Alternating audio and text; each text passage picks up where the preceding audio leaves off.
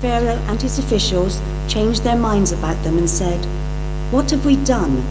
We have let the Israelites go and have lost their services." So he had his chariot made ready and took his army with him. He took 600 of the best chariots, along with all the other chariots of Egypt, with officers over all of them.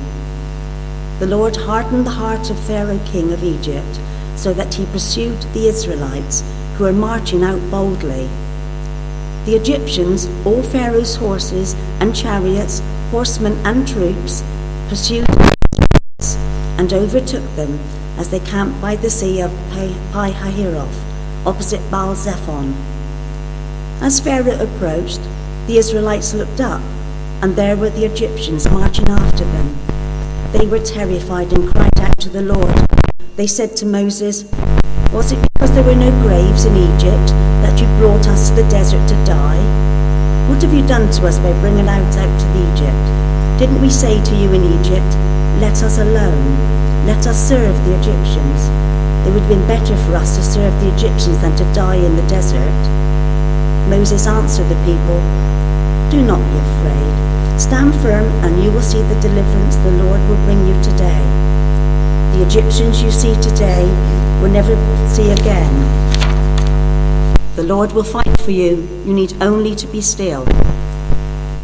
Then the Lord said to Moses, "Why are you crying out to me? Tell the Israelites to move on. Raise your staff and stretch out the sea to water, so that the Israelites can go through the sea on dry land. I will harden the hearts of Egyptians, so they will go in after them, and I will gain glory through Pharaoh and all his army, through his chariots and his horsemen.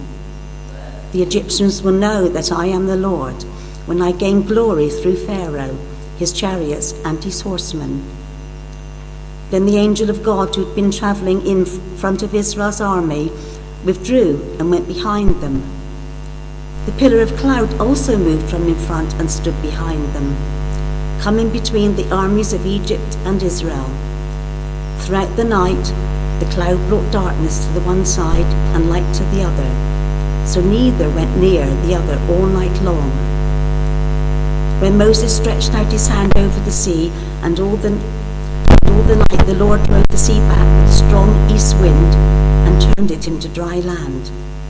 The waters were divided, and the Israelites went through the sea on dry ground, with a wall of water on their right and on their left. For I do not want you to be ignorant of the fact, brothers, that our forefathers were all under the cloud, that they all passed through the sea. They were all baptized into Moses in the cloud and in the sea. They all ate the same spiritual food and drank the same spiritual drink, for they drank from the spiritual rock that accompanied them, and the rock was Christ. Nevertheless, God was not pleased with most of them. Their bodies were scattered over the desert. Now these things occurred as examples to keep us from setting our hearts on evil things as they did. Do not be idolaters, as some of them were, as it is written. The people sat down to eat and drink, got up to indulge in pagan revelry. We should not commit sexual immorality, as some of them did, and in one day 23,000 of them died. We should not test the Lord, as some of them did, and were killed by snakes. And do not grumble, as some of them did, and were killed by the destroying angel. These things happened to them as examples, and were written down as warnings for us, on whom the fulfillment of the ages has come. So if you think you are standing firm, be careful that you don't fall. No temptation has seized you except what is common to man, and God is faithful. He will not let you be tempted beyond what you can bear. But when you are tempted, he will also provide a way out, so you can stand up under it. So Lord, we thank you for your word to us in Scripture, and pray now that as we explore it for ourselves and apply it to us, that your Spirit would be our true instructor, our teacher and our guide. And when we have pondered your truth. Help us to discern what is for us and discern what to leave aside. And then help us to take that into real action in our lives. Amen. So we have the beginning of the journey of the Hebrew people towards the promised land. They've been slaves in Egypt for a very long time. None of them were born into freedom. Moses had found his way into privilege. But overall, the people have never known any kind of privilege. They've basically only known oppression. Find them trapped between a rock and a hard place, as the saying goes. They have left Egypt.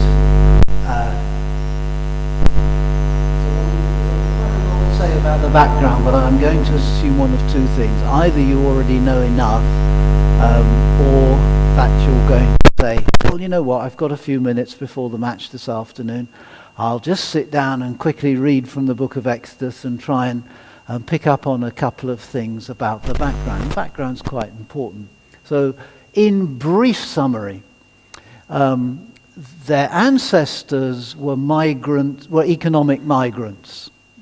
They had left Palestine, the land, their own land, their ancestral land, because their own economy was collapsing, and the result was that they couldn't sell the grain they had, and they were desperate for food. Things were going worse. So before it got fatal, they moved. And they moved country as migrants. They went to settle in Egypt, where the stronger economy could be found. And there, in fact, they turned out to be an amazing blessing to the country they settled in. But over time, this lesson was forgotten.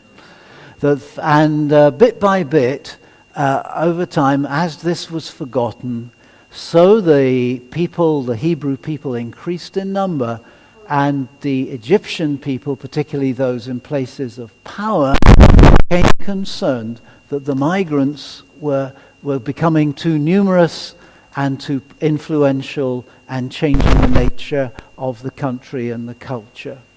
And so they started to oppress in more and more, until eventually the descendants of the original migrants became slaves to the giant economy, and it was a huge economy of Egypt at the time of the pharaohs. So that's what's happened. And things have got bad enough that the Hebrews have, over time, started to grumble about their conditions, and particularly under Moses' influence, as when he returns to the country, he'd fled for a while, they stir up a lot more. They're vocal. They're saying, our situation is unfair. We need to be better treated, etc., etc. Now, there's a method you can use to oppress people. So if you've got slaves, here's a good lesson for you in how to keep them in place. Or if you've got workers, it almost works as well sometimes. And to illustrate it, we'll talk about swallow nests. Is that all right? You knew I was going to do something like that. All right. How many trips would you imagine that a swallow makes from the muddy puddle where it makes little briquettes, little pellets of mud to build its nest, back to its nest to build the nest? How many trips? 100? Sorry, best part of a tidy few. Yeah. 1,000, 10,000. Okay, it's 1,400 on average, right? In which it carries wet mud briquettes, which it's shaped from the puddle to its nest, roughly speaking. Well, as swallows are now finding it very hard to live in the countryside, it's better for them to live on the edge of towns. And one of the things that's being explored is how to help them do that. And one option is to give them pre-made nests. We make the nest, a bit like blue tip nest boxes, if you've got one of those or seen those. Only for swallows, you pre-make it. Turns out that if a swallow uses a pre-made nest, one that we've made and put up for them, it saves so much energy that it increases the number of eggs laid, and out of the eggs laid and the number of young that hatch, and out of the number of the young that hatch, it increases their survival rate into the first year. Why? Because you've put up a swallow nest, the swallow's moved into it, and it's been saved 1,400 trips to collect mud and so forth. So as soon as it starts to lay eggs or to feed young or whatever, it's got reserves and it's strong and so forth. It hasn't had to exert all that energy, and so it becomes more productive. So how to make a swallow less productive is to make it work harder, and then it won't have the capacity. And how to oppress people you want to oppress is make them work harder, and preferably harder for less. And the harder you work them, so long as you're working them hard enough in the first place to get to this point, they will have less time and less energy to stir up trouble and say, excuse me, this is unfair, and I'm going to kick up about it. So what the Pharaoh, the king of Egypt, and his clever people came up with was this plan. They said, up till now, you've been making bricks for us. That's your slave labor. That's what you have to do. You have to work in our brick factory. You are the brick factory, actually. And we've supplied you with the straw used in clay bricks to give the brick strength and so forth. Use a certain amount of straw in the mud. We've supplied you with that straw. But you're starting to grumble and complain about being slaves, and we don't like that. So from now on, find your own straw, but make the same number of bricks. In other words, your productivity must remain the same, but you now have to work twice as hard to get to it. And this actually brought about two things. Eventually, a cracking point, if you like, where the people were more ready than before to listen to Moses saying, actually, guys, we don't even have to be slaves. Which to slaves is a most extraordinary and unsettling message. We're all slaves, you know. I've got some strange habits left over from the conditioning of my childhood. Some of them are habits I don't agree with now, but I feel very awkward if I don't carry them out. Do you have anything like that? You know, it's just awkward not to do it because, well, that's what I was taught was right. That's what I was taught you do. I'm glad I was taught things like that because everybody needs a framework.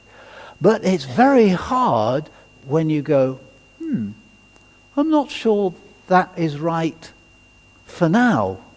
It was right back then. I'm not sure it's right for now. Well, I'm not sure it was ever right. So I think I'll change. I'm all grown up, so I won't just do what I was brought up to do. I'll do some thinking for myself, draw some of my own conclusions about how to behave, you know, what to do in situations, and I'll live that way. But actually, we are very captured by our past, aren't we? We're kind of slaves. We can be slaves to all kinds of things. We can be slaves to the fear of rejection. So I might get up in the morning and go to work because it's expected of me. Not because I need to anymore or whatever, but just because I can't bear the disapproval that will happen if I don't. Or something else. I just worry. I might go out and buy the right kind of clothing that you will look at and be happy with, or the other people that I know will approve of, rather than just do what I actually think would be better. You see what I mean? We're all slaves to different forces on us. We're slaves to the advertising industry to some extent, aren't we? And we're slaves in our attitudes, we're slaves in all kinds of ways. But folks, we have some choice as well. We have some choice as well. So if I was brought up to see things a particular way, I can actually reassess that and go, I don't think that is the right way to see it. So I'm going to change the way I see it. It can be difficult to do, but it is about freedom and about not just being captive to the past. So I want us to think today quite a bit about ourselves as well as about our church in terms of that sort of captivity that we can be under. It's not as serious as the actual slavery that the Hebrew people were under and that people today are under, including in Bridgewater and around. There are slaves. But nonetheless, we have our own sort of captivity too. In a very well-loved song by Bob Marley, he sang to his people of Jamaica, "Emancipate yourselves from mental slavery. Free yourselves from mental slavery." His point was this, I think, that we've actually been freed from slavery for a couple of 100 years, but we're still living under its shadow. And some of it's because we still don't think we're worth that much. It's left such a legacy on us that we still think of ourselves as second-rate somehow, as won't get a place in the world, as have to kowtow to other people's ways of doing things. And there's not enough pride in just being ourselves. And where did it come from? Well, it came from our slavery under the British, obviously. But it doesn't have to go on now. Now we need not only to dismantle the remains of empire, slavery, etc., but we need to do some liberating within our own minds and hearts and decide that we're as good as anybody else and that we're going to be free, we're going to think for ourselves and do it our way, and so forth. There's lots of forms of slavery that affect both ourselves in our personal lives and indeed how we carry out life as a church. So, here are the children of Israel, the Hebrew people, and they're stuck between a rock and a hard place. On the one hand, there is an uncrossable sea, the Red Sea, and they've made their way out of Egypt into this wilderness area, and they've met this sea in front of them. How do we go forward when there's this big sea right in front of us? We don't swim, and anyway, it's way too far for that kind of thing. We've got, we've got our cattle and herds and stuff that we plundered Egypt for and stuff like that. How do we cross this? We can't. We can't get a nation across this sea. It's just in front of us. Meanwhile, Pharaoh, who had agreed under pressure to release the people from slavery, is now sorry he did. Now he says to his army, saddle up. We let the Hebrews go, but actually we shouldn't have done. That was a bad decision. It was made under pressure. It's not going to work. Our economy will suffer if we don't have cheap labor. So we're going to go capture them, bring them back, and put them to brick building again. So the army of Pharaoh, which is the biggest army on planet Earth at the time, sets out to capture this escaped slave people who are stuck against the sea. From the slaves' point of view, stuck against the sea, they look back, as it were, because when you come up against a barrier that's impenetrable, there's no way forward, what do you usually do? Well, you think, let's go back a bit, retrace our steps, and find a way round or something. But they can't go back and retrace their steps now because there's the biggest army on the planet in their way, and the clock is ticking. The army is on its way to get them. So they don't have very long. And do you know the feeling when you're in an impossible situation? It looks like you might be killed or captured, and there's no escape, and the time is running out, and the leaders haven't made up their minds what to do about it or whatever. We might know that feeling. We might see it in something of the politics of our own time. But we might know it in our personal lives and in lots of other ways too. We think, do you know what? We haven't got any longer. Something's got to happen. And yet, whichever way we look, it's impossible. Sea, army, drowning, being captured or killed. Nowhere else to go. It's a horrible, horrible type of feeling. And we've all experienced it in our different ways. When the clock is ticking, it's so much harder because you think, well, we don't have till next Tuesday. So God steps in to slow the clock, first of all. And I don't know if you noticed it in the reading that Heather read to us, but he produces an overnight cloud that is shining with light on one side, the Hebrew side, and pitch black darkness on the other side. So he brings a weather that separates and holds the army back from its attack on the Hebrew people until daylight. So all through the night, God is holding the situation until the solution is found. The solution will be very famously that they're going to cross the sea and Pharaoh and his armies are not going to be able to.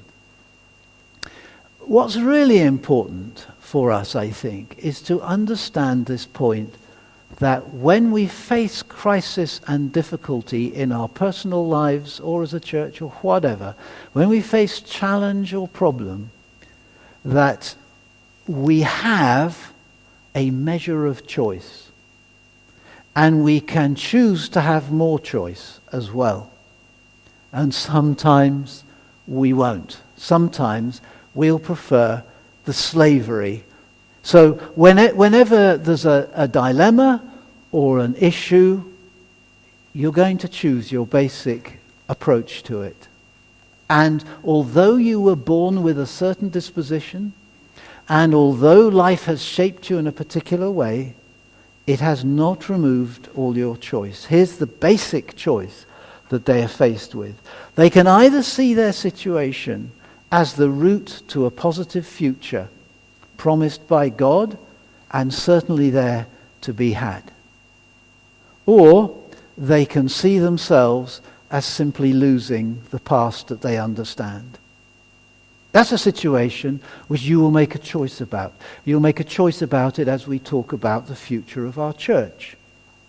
Is this new age in which we live, the new realities in which this church exists in a society getting further and further away from the church we once knew as kids, less and less connection with society, etc., etc. The new realities, are these a promised future, or are they a threat because of the loss of the past? We will simply make a choice as to how we see it. And how we make that choice, not because we're in charge of everything, but we are in charge to some extent of how we will react to it. And between those two choices comes the future. Let me show you the sort of thing that the situation they were in as I would see it. First of all, I'd like to look at the Hebrew people themselves, the majority. Take Moses out of the picture for a moment. Everybody else. They were all born as slaves. Their parents and grandparents had been born as slaves. They didn't know anybody who was Hebrew who hadn't been born a slave. Right? This was their entire culture, their entire self-image. This is what they were used to. They'd never traveled outside of Egypt. They'd never stepped outside of slavery. Slavery had been a reality from the day they were born till the present. They knew only how to be oppressed. Bearing down on them is an army that knows how to be an army. They don't know how to be an army. They know how to make bricks. They know how to survive under oppression.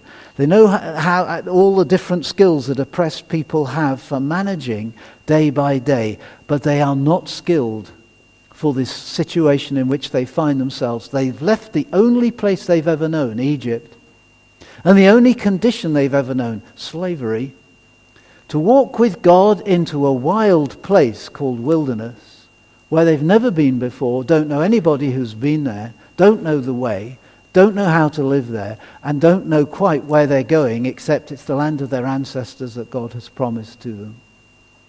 That's all they know. It's hardly surprising that they panic. It's hardly surprising that they don't come up with any solutions to the problem. It's hardly surprising that they turn against their leader. They feel oppressed. They've always been oppressed. They've always been contained. Freedom, they're not used to managing that yet. And so they just say, do you know what, Moses? Didn't we tell you? Answers, well, no, actually you didn't. But, couldn't you just have left things alone? Couldn't you have left us in Egypt? It was so good back in Egypt being slaves, actually. It was much better than this. And if we were going to die as slaves, well, we're going to die here. So it would have been better just to have left us alone in Egypt to live out our lives until eventually we died as slaves. Bringing us into this crisis, Moses, you have not done us any favors. Why couldn't you leave the situation alone? Now we're in all kinds of a pickle. So it's not surprising that that's their kind of reaction. Let's look at Moses' reaction and his background. You see, Moses, as we noted last week, though born into slavery, was very soon rescued from it in a very unfortunate kind of rescue. He had been adopted by a princess. He grew up not making bricks, but as a member of the royal family. It was a very big royal family, so it didn't have the significance of a member of the royal family in, say, Britain or something. But he nonetheless, he grew up in a place of privilege, of wealth, of power, and of freedom. So he's used to having power, he's used to decision making, he's used to working things out. Not only so, but he had actually had to flee from Egypt, having carried out a murder that we haven't got time to go into right now. So he'd actually lived in another situation for years. He got married there. Married somebody who was born free. Had his own couple of kids now. They were born free. Belonged to a family in Midian. They were all free people. Moses had lived as a free man in another country and as royalty in Egypt. So his attitude, of course, is completely different. His life experience has shaped him so differently. He's seen beyond Egypt. He's seen that you can live in the wilderness. He did it for several years. And he's seen that he's just familiar with making decisions and so forth. He's more suited to the job than he knows he is, actually. He didn't believe he was suited to what God wanted him to do. But actually, he was quite suited to it by his background. And then, you know that saying that when you and I have an argument, there's your opinion, there's my opinion, and then there's the truth, right? When two people are arguing, there's this opinion, there's that opinion, then there's reality somewhere else. Neither person is actually all right. Somebody may be more right than somebody else, but nobody's completely right. So interestingly, Moses says to the people, stop giving me a hard time here. It's not going to help anything. Just pray about it. Just listen. So calm down, be still, and watch what God does. Because God hasn't brought us here to terminate stuff. We have a future. So stop your moaning at me. Calm down. Look towards God, and God will save us. And sure enough, that's what happens. In fact, God is so impressed by this waiting. He eventually says to Moses, truth is, Moses, stop the prayer meeting, stop crying out to me, because I've already told you what to do. You, Moses, know what to do. Get on and do it, please, and then let the people follow you. God has the true version of events. Not the Hebrews people's version of events, not Moses' version of events, the actual version of events. That's the truth is that whatever you face in your life, whatever we face in the church, etc., The one who has the true version is never you, it's never me, it's always God. Yeah? So God says to Moses, stop crying out to me. Get on and do what I've asked you to do. Just do what I've asked you to do. And in your case, Moses, it's not that difficult. You're supposed to point across the sea. Can you do that for me? Moses can do that, and God comes up with the solution. And they move from being absolutely captured to absolutely free. This is taken up in our New Testament reading. I'll just remind you of part of it. For I do not want you to be ignorant of the fact, brothers and sisters, that our ancestors were all under the cloud, and that they all passed through the sea. The cloud is that cloud which protected them overnight, and then the sea is the sea that they walk through in the morning. And this is an interesting and perhaps unexpected bit. They were all baptized into Moses in the cloud and in the sea. They're all baptized into Moses in the cloud and in the sea. That's interesting, isn't it? What's Paul saying? I think Paul's saying to Christians, listen folks, there's something you need to be aware of in Corinth, where there's a lot of idolatry and some of you are slipping towards it. We could say, well, there's plenty of idolatry in 21st century British life too, in lots of different forms, isn't there? We're all slipping into it. He says, just a minute. He says, just remember something. Remember how when the Hebrew people that we read about in our Old Testament were protected by the wet cloud, the moisture of the cloud, and the sea, the place of death, they passed into freedom. And the very sea that threatened them separated them from the army.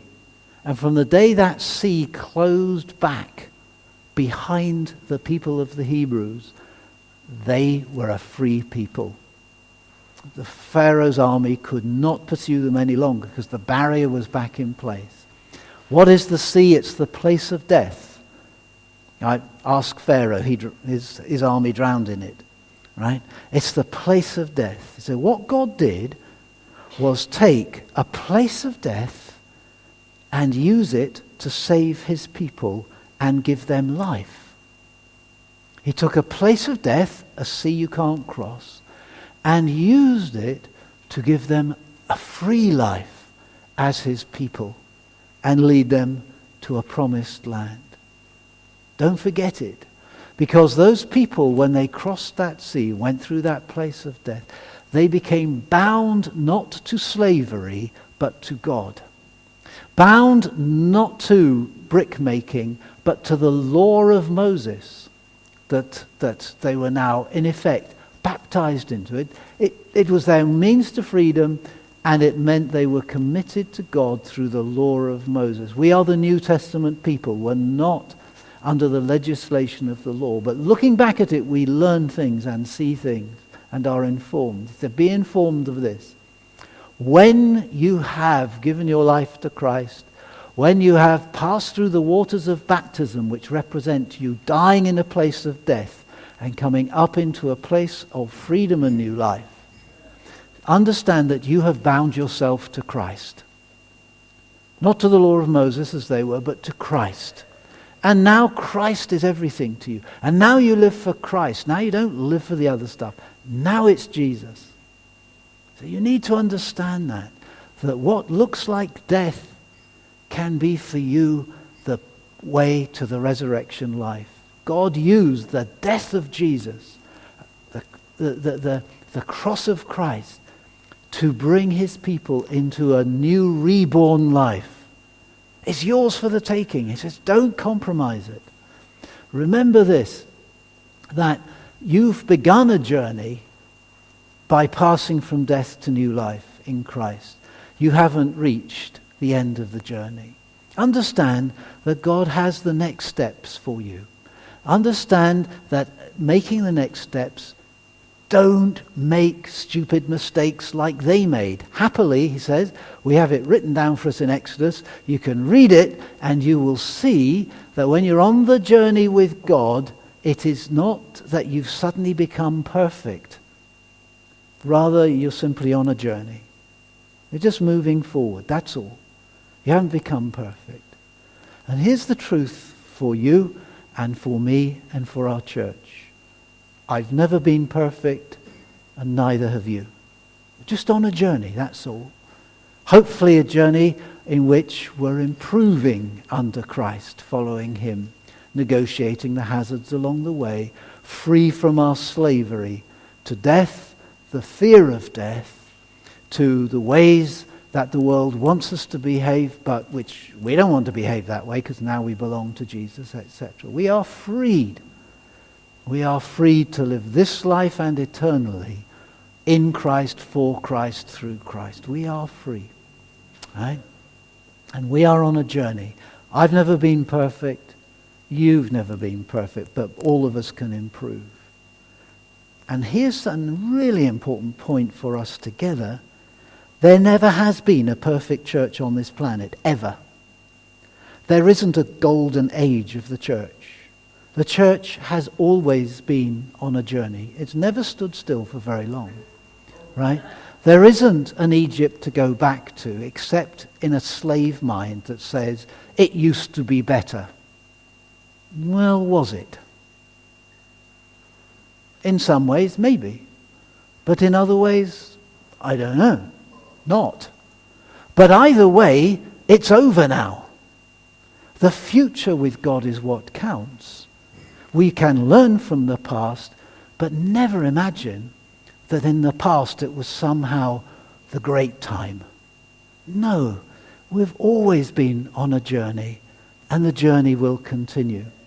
If we choose to think things are going wrong, then sure enough that's how we'll behave, and the results will be very negative. If instead we choose to train our minds, and we may need to retrain our minds to say, actually, we are faced with challenge, but God is great and greater than any of the problems we face. And the challenge is God already knows the way through them and will lead us that way. So we will find that way with God. We will cry out to him. We'll say, Lord, we're in a bit of a fix here. We're not quite sure what to do to make things work for the next bit. What we shouldn't ever do is imagine that somehow we can revert to the past and find ourselves anything but enslaved by it. One of the things that has killed off a very large number of churches in the UK and is doing it today is simply enslavement to a past pattern that nobody knows how to change. We don't need to be there. We're not there. It's not our future. It's not our way. It's understanding when we became Christians, when we gave our life to Christ, when our church became devoted, whenever that was, etc., we didn't move into some arrived condition. We started a journey with God. And that journey will have its Red Seas and it will have its Pharaoh's armies. And that journey will have its challenges in abundance. What to do when we feel the pressure of those challenges? Never say, oh, it's going wrong because, so much as, where is God's future in this? And how will he lead us through? And how do we simply stop belly aching about it and simply say, God, what is it I'm to do next? And God says, Moses, you just point. Just point across the sea. And when Moses goes, well, that's a bit easy, point across the sea becomes a pathway. The blockage turns out to melt, and it becomes the way to the new chapter, the new life, and the next step towards the promised land.